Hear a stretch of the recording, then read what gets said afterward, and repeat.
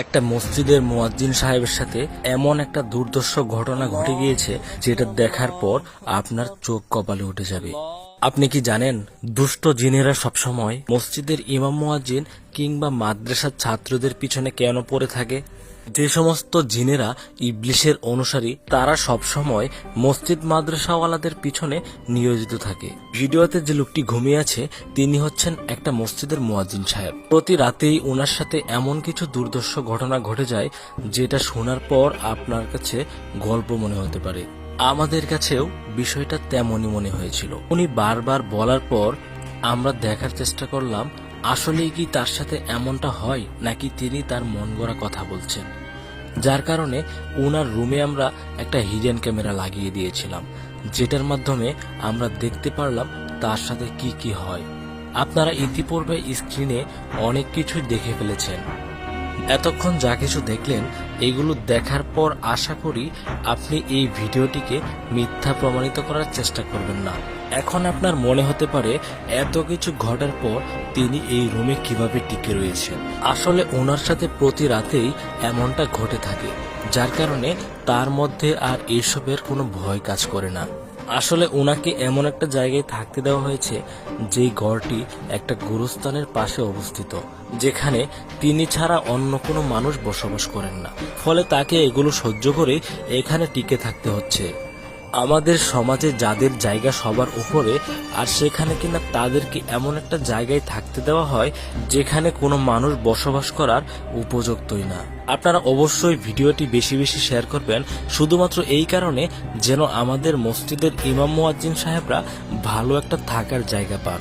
এখানে যে খালি চেয়ারটি রয়েছে সেটাতে কিন্তু কোনো একটা অদৃশ্য শক্তি বসে রয়েছে, এটা কিন্তু আমরা খালি চোখে দেখতে পাচ্ছি না।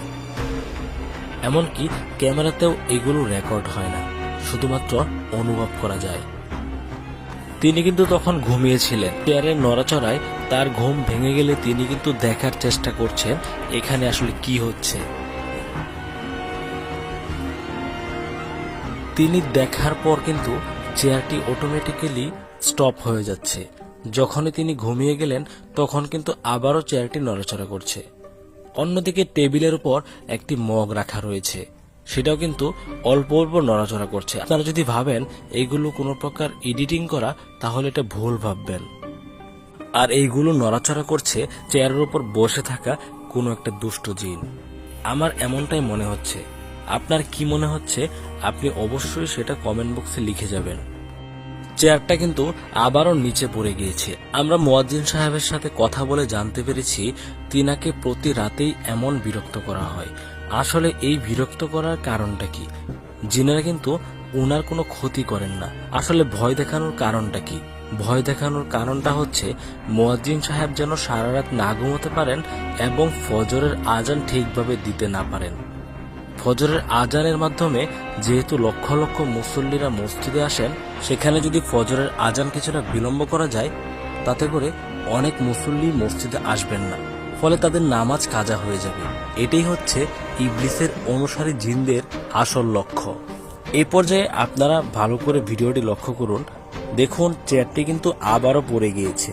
এবার ওনার সাথে এমন কিছু ঘটে যাবে যেটা দেখার পর আপনি কোনোভাবেই বিশ্বাস করতে পারবেন না এমনটাও কোনো মসজিদের মুয়াজ্জিন সাহেবের সাথে হয়। যখনই তিনি চেয়ার উঠাতে গেলেন তখনই তার টেবিলে থাকা সমস্ত জিনিসপত্র নিচে পড়ে যাচ্ছে। এমনকি তার বিছানাটিকেও কেউ একজন শূন্যে তুলে আছাড় মারার চেষ্টা করছে। আপনারা এই বিষয়টি স্ক্রিনে দেখতে পাচ্ছেন। আসলে এই বিষয়গুলো এক্সপ্লেন করে বলা সম্ভব না, আপনারা দেখতে থাকুন কি হয় ওনার সাথে।